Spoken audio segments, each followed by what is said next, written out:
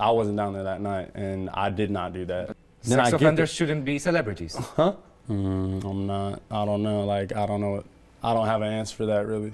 Would you like to say something to victim's mother? Honestly, I don't know. I've never met her.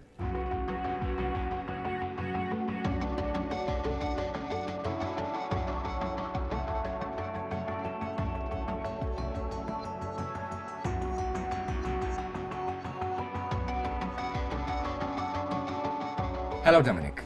How you doing? I'm good, thank you. Thank you for coming here. Of course. Let's start with some facts. In September 2011, you were taken into custody after unlawful sexual intercourse with a minor. It was oral copulation with person under 16, which is a felony. You were sentenced to 3 years probation, and you don't have to register as a sex offender because you cut a deal with a prosecutor. 2 years later, you spent 4 months in jail after violation of your probation. And right now, you are saying you were never found guilty, but in fact, you were sentenced. Yeah. How So come? in those terms, I'm saying, yeah, all that is correct. Like with, I did get accused of this in 2011. I got taken into custody for the day, but that's what happens when you like get accused of something, and then you're able to post bail. So I bailed myself out, you know, so I was only in there for like the day. And because it looks like a conviction now, it's only because I took the deal. But there's a whole situation to why I took the deal, you know, and that's what I want to address with Why you. you took a deal? My lawyer and the prosecutor went up to the judge, and they were discussing something. And then my lawyer called me to this room, like a little meeting room. So I went over there, and I'm like, so what's going on, Chuck? And he was like, so there's a couple things we can do right now. They have a deal for you. It's a misdemeanor, takes away the felony, or you can pay me another $15,000 to continue this matter further on, like next year. But the way it works out there is because in a trial, there's a jury, and on the jury there's about 11 or 12 jurors, and there's supposed to be alternates. So if people miss their time to be on the jury, then the alternate would fill their spot. But in this court, Amador County Court, there wasn't an alternate, there was no one. So when I got called into the meeting room with my lawyer and he's telling me about the deal and about more money for him to continue fighting and all this, and I was looking at him like, Chuck, I don't have the money. I gave you what I had, which was pretty much nothing. My family and like close friends gave me all the money I needed, which was like over $20,000. And to fight something so serious like this, you know, to fight some serious accusations this way, I thought, you know, private lawyer would be best for sure. Like, I'm gonna spend the money, I'm gonna get the money and just fight this because I didn't do it. So during this whole thing, it was like, Chuck, my lawyer, I was like, I don't wanna say I'm guilty. You know, I'm not guilty, I didn't do this, and I'm never gonna say that. So I don't wanna take a deal, and it's gonna make me look, you know, like I did something, but I didn't. And he's like, you can say no contest. And I'm like, okay, like what is that? You know, it's like, oh, it doesn't mean you're guilty. And I'm like, okay. But yeah, so I ended up taking this deal, which was a misdemeanor. And with this deal that I took, it was supposed to be able to be expunged, like off my record, after I complete probation. So then it'd be like away, like, you know, all that. And then like 2 years after, a year and a half after I took the deal, no, let me back up real quick, sorry. Yeah. So basically you cut a deal with a prosecutor because we didn't have money to pay for an attorney to represent you in another trial. But why you didn't take a public defender? You could take one if you wanted to clear your name. Yeah, but public defenders aren't, I don't think they're the best suited for something in such a, you know, huge case. You know what I'm saying? I feel like coming from a small county and the public, I feel like they all work together to just, you know, be against you. So I didn't want any part in free. You know, I didn't think free was the best option for me. So that's why I was like a private lawyer. But I think if you're not guilty, you fight till the end. That's what, you know, and that's what it should be. But, you know, the way in court, it didn't work out that way. And to restart everything from scratch with a totally different person for free is like, you know, it's like, I don't think that's a very smart idea. I don't think the deal's a smart idea either.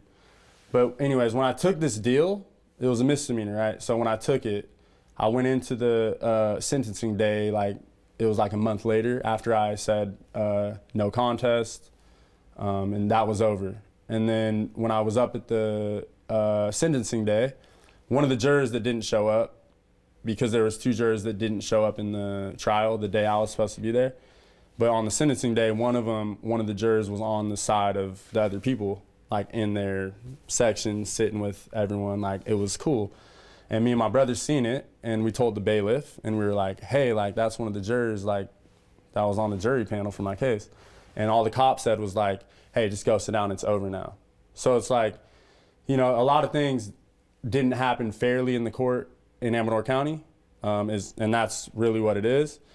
And you know, I didn't feel safe. I didn't feel like it was fair. You know, I felt like it wasn't right. And you know, I think that if this was in a different area or a different city or whatever, like a bigger place, I think things would have been different in court. But you know, in court, I was never able to testify. You guys never heard from me, never heard from my witnesses, never heard from my lawyer, because of the jury that couldn't show up, and that's what happened. So I was in a difficult situation.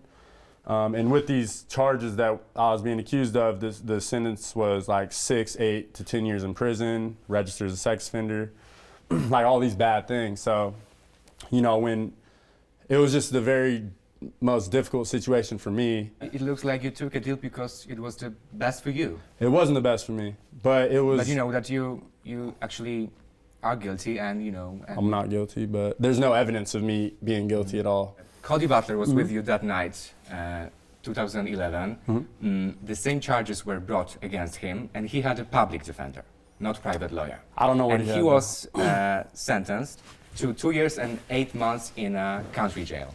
That's why victims' parents think you got suspended sentence only thanks to your private lawyer. Would you agree with that? I'm not. I don't know. Like, I don't know. I don't have an answer for that, really.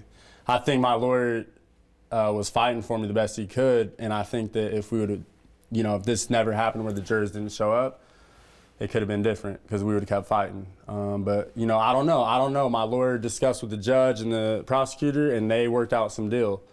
So that's what they presented to me. I don't know if it was because of the private lawyer, you know, I don't know. It's just the way it was. But when there's no evidence, the good deal was thanks to your lawyer, right? I mean, he did it. He did what he could do for me. But I feel like we could have still finished it if I had the money, you know, back then. And Cody went to jail. For my lawyer. I'm thankful. Right away. Cody went to jail. But he's had previous things on his record, like not nothing to do with sexual things, but he's been in trouble with the law before. So when you're in trouble in the law like before, so when you get in trouble again, you get a harder sentence or like, you know, something further. You said you were never found guilty. Yeah. But actually, you never said, I didn't do it. What happened that night, Dominic? So when I pulled up to my house, my mom's house that night after work, there was people in the yard, there was like a group in the room, and, you know, I went in and I was mad. I was like, yo, I talked to my brother, I'm like, bro, like, what's going on, you know? And it was like, you know, and where we're from, it's like the age is like, people hang out with people of all ages out there. It's not like, it's like a common thing. Everyone grows up in a small town. It's like you know each other. And when you're well known in Amador County, like me and my brother, when you're well known your whole life there, it's like everyone knows you. Everyone wants to hang with you and like things like that. But when I walked into this room, it was like everyone's drinking, everyone's partying. They're, you know, I go right to the bathroom because in the room it's like, it was a big room, 2 beds, and then you go through this way and it's like the bathroom. So right when I got home, my cousin Aaron came downstairs and his girlfriend, and I was in the bathroom cutting his hair because I cut hair for like 6 years. So I was cutting his hair in the bathroom, and this is when like, you know, the party, like everyone, the girl, Cody, my brother, Pat, CJ, all these people, there's like 10 of them in the room partying at this point. And I see it from when I'm cutting hair and I'm talking to my cousin like, bro, like, what is going on over there? You know, like they're all just partying like a normal party.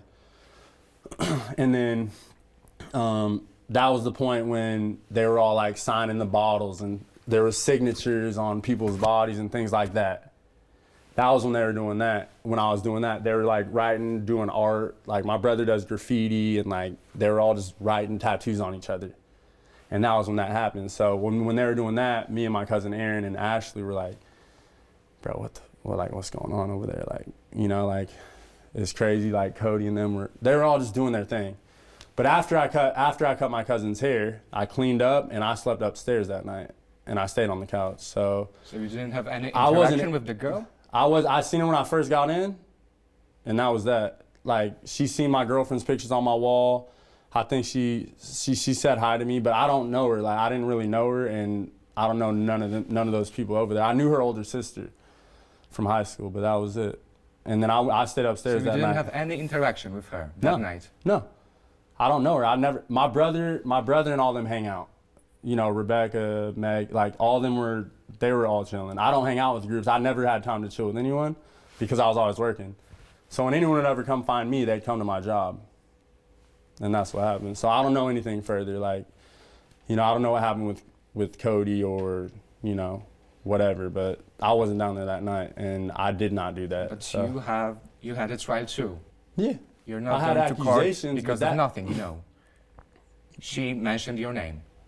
There's accusations. I had expert witnesses that were gonna show my innocence. So, you know, I honestly don't know why my name's in that. You were sober that night? Yeah, I don't drink. I didn't drink back then when I would work, and I don't drink now. So, yeah. The victim was sent to the nurse, and during the examination, it turned out that there were inscriptions on her back and buttocks.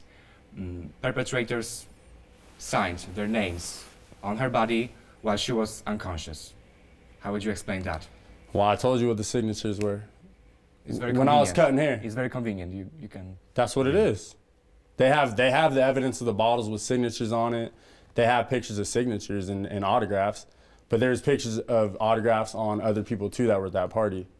You know, like, it wasn't just they were all doing that together, is the thing, and that's what I came to tell you guys. Like, the way things are changed in the media and everything, that's not what it is, and only people there that night would only know. You know, it's like.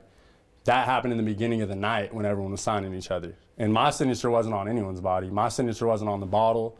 The evidence they have with the signatures was pictures of people's bodies with like art design on them, like just graffiti type style or like sign or whatever they were doing.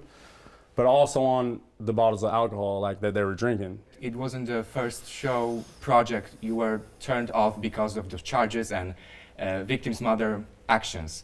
So if you feel you have nothing to hide, you are not guilty, why don't you sue her for libel?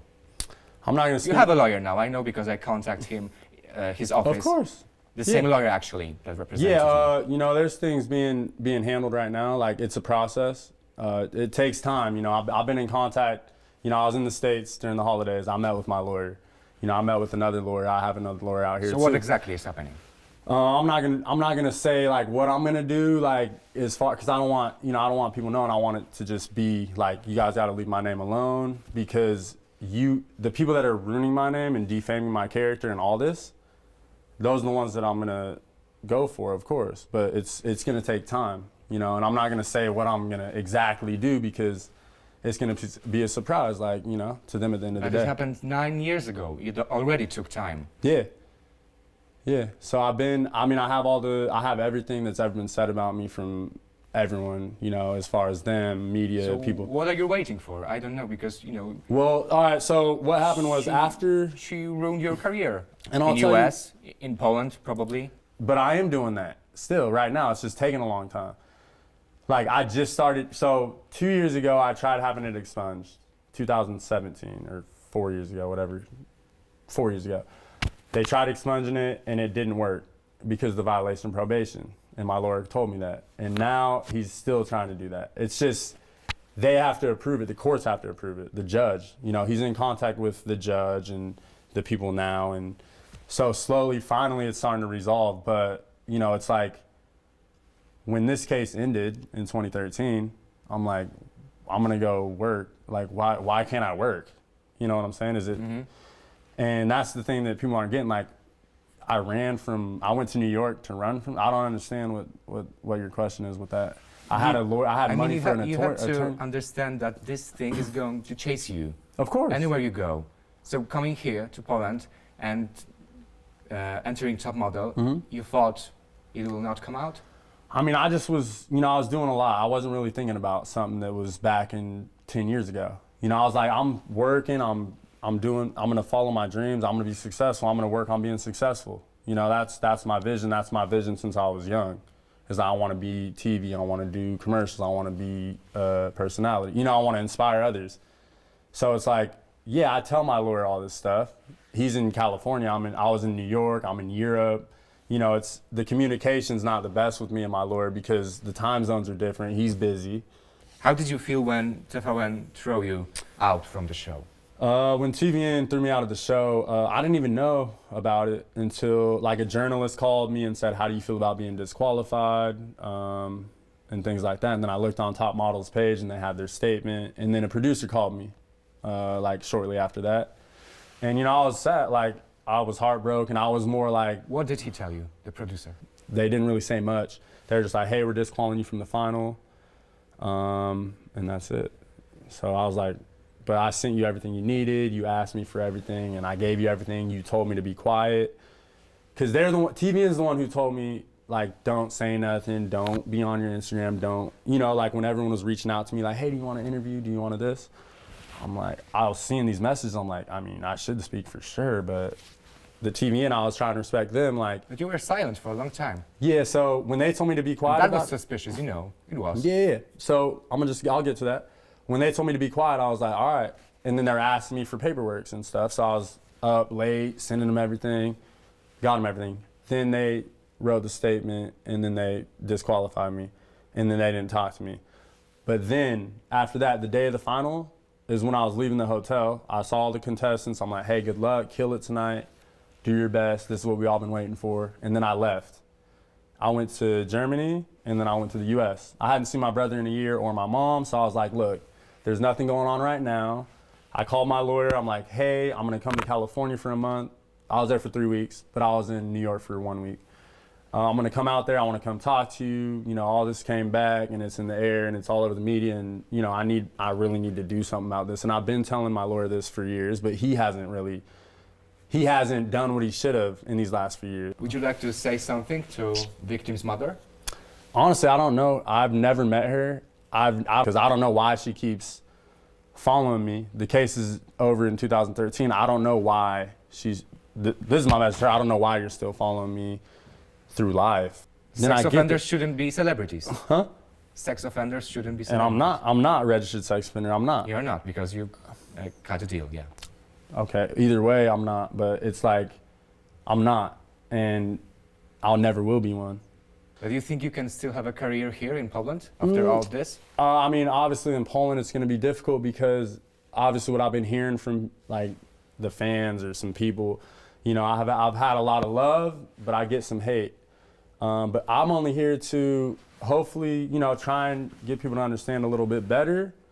I'm not saying I'm going to be totally clear in Poland and like think everything's good now. No, I'm not saying that. I'm just saying I would love to be in Poland and I would love to get some work. But I'm not here for just work. I'm here to make my name better and see what happens from there.